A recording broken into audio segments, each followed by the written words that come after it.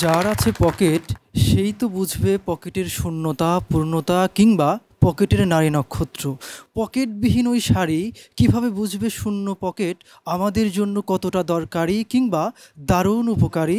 ধন্যবাদ মাননীয় মডারেটর, বিজ্ঞ বিচারক মণ্ডলী এবং সুপ্রিয় দেশবাসী যারা আমাদেরকে শুনছেন। একটা গল্পের ছলে শুরু করি। প্রেমিকাকে সাথে নিয়ে বেরোলাম কার্জন বিলাসে।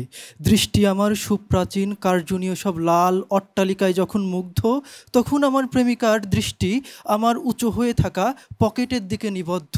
আমি তো হয়ে গেলাম বেজায় এবং সন্দিগ্ধ। জিজ্ঞেস করলাম, ওই যে কাঠ গোলাপের গাছ, চলো সেথায় গিয়ে বসি। ওমা, সে বলল বসাবসি পরে হবে, আগে শপিং থেকে আসি।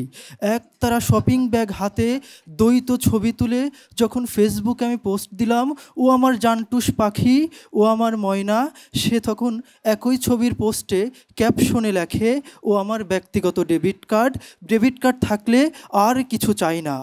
অর্থাৎ শোরুম থেকে বের হয়ে দেখলাম প্রেমিকার হাত কানায় কানায় ভর্তি। আমার পকেট তখন টাকার অভাবে শূন্য, অর্থের বড় কমতি, তবে হৃদয়টা পরিপূর্ণ। কারণ প্রেমিকাকে তখন বললাম, রিক্ত আমি শূন্য আমি, দেবার কিছু নাই, আছে শুধু ভালোবাসা, দিয়ে গেলাম তাই। প্রেমিকা তখন উত্তর করলো, তোর ভালোবাসা ধুইয়া কি মুই পানি খামো, তুই সর। ওই যে প্রেমিকা গেল, আর কখনো আসলো না। আমি যখন তাকে বললাম তার চেয়ে বেশি দেখি, যখন দেখি না সে আমাকে বলে তার চেয়ে বেশি দেখি যখন তুমি ডেবিট কার্ডটা সাথে আনো। যখন আমি প্রচণ্ড হাহাকারে সন্ন্যাসীর মতো বলি, তোমার চোখটা যেন গভীর সমুদ্রের সুবিস্তীর্ণ সেই অম্বুরাশির মতো, সে বলে এই চোখে ভাসতে হলে নৌকা বজরা পানসির দরকার নেই, দরকার আইফোন 16 ম্যাক্স প্রো। আমি যখন তাকে বলি দেখা দাও দেখা দাও, সে বলে দেখা না দিলেও সমস্যা নাই, শুধু টাকাটা সেন্ট মানি করে দাও। এভাবেই তো চলছে। তাদের দিকে আমাদের যে দৃষ্টি, এটার নাম সুন্দরভাবে আমরা দিয়েছি অন্তর্ভেদী, প্রেমময় কিংবা প্রেম চাঞ্চল্যকর। আর আমাদের অর্থের দিকে তাদের যে দৃষ্টি, তাকে বলা হয় দৃষ্টিপাত না, পকেটপাত। পকেট সর্বস্ব, পকেট প্রধান কিংবা পকেট নির্ভর। অর্থাৎ এর মাঝে রয়েছে তাদের সব দোষের বর্ণনা। তবে এর মধ্যে আছে কিছু নীলা, বনলতা সেন কিংবা রোজ ডওসন, যারা তাদের মতো নয়।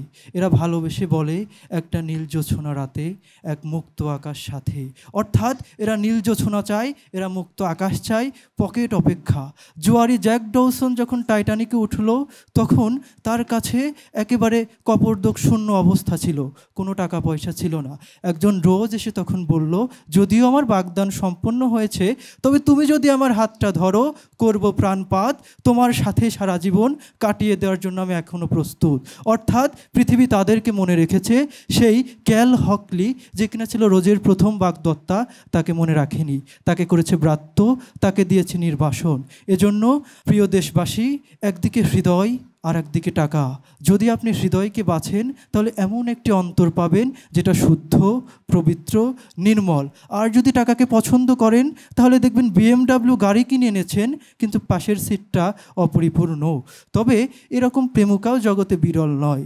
প্রেমিকার সংখ্যা, প্রেমিকদের সংখ্যা যেহেতু নিতান্তই অল্প, তাই আজকে বলছি না সেই গল্প।